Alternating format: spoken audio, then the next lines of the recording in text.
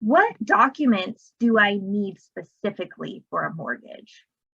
Okay, so for a typical borrower, Uh-huh. in order for a home loan to be submitted for approval, we would Okay. start with your most recent 30-day pay stub, Okay. your most recent 2 months bank statements, Okay. federal tax returns over the last 2 Okay. years. This would include your W-2s or your 1099s, of course, a Okay. copy of a valid license. That helps. Yeah, right. And then, if applicable, we would also need any divorce decrees, bankruptcy papers, or that DD 214 if you're a veteran.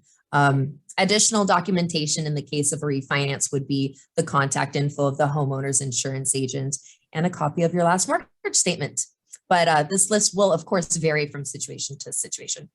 Awesome. Yeah. So pretty much I just have to show you how much money I make. So that way Yep. we can borrow against it to buy the house. Exactly. That's what a mortgage is, really. You're borrowing against your salary. And so you have to show them how much you have to prove and show them how much money you make, and then we can get a loan based on that.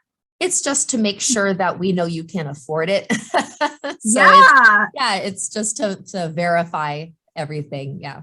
We need to make sure you can afford it is the best sentence right there, because if you can't afford it, why would we put you in that house? Right. We wouldn't want to put you in that situation. We're trying to help you, not hurt you. It's 100% help here. And, this is going to be your forever home or an investment property. This is part of your portfolio, and this is going to stay with you for a long time. This is a major, major investment.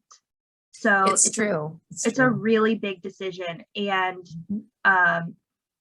my goal is to create like 30-year planners for my mortgage loan officers, because when you buy a house, you should really have a 30-year planner and be writing out all of your payments and everything and how you want to pay off that loan, how maybe you want to refinance it and do something else too. Like, it should be a monthly check-in with that number.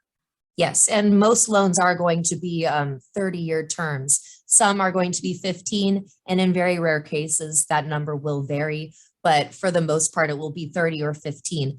I do understand that not all homeowners are going to stay in that one house for the full 30-year length, but you should plan for it on the off chance that you do. So yeah, most people do stay in their homes for 30 years, but not everybody does. I mean, the longer you stay in your home, the better deal the better you are in a position financially. Yeah, that's true. The more equity you have. The neighborhood that I live in right now, there's this old woman. She's about 83.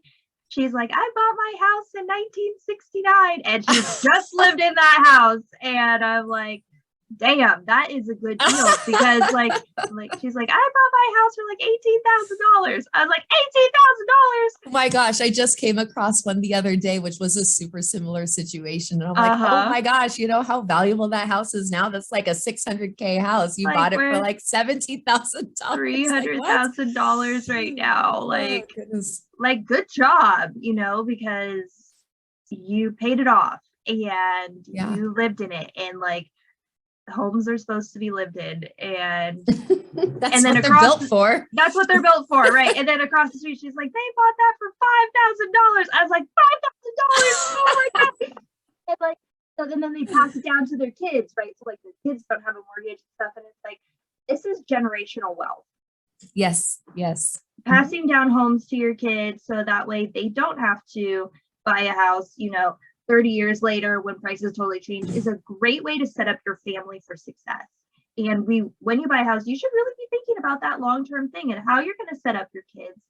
You should really have a 200-year plan for your house, because it's going to be your great grandkids, your great kids, and especially in Sacramento, because like, I walk into houses that are 100 years old and I'm like, man, if this stayed in one family for 100 years, like, I mean, that might be a little daunting for a first-time home buyer. I know. I'm crazy. I'm crazy. Okay. Okay. Bring me back, Brooklyn. Bring me back. That may be daunting for a first-time home buyer. Yes, that would be. But I'm just planting some seeds out there.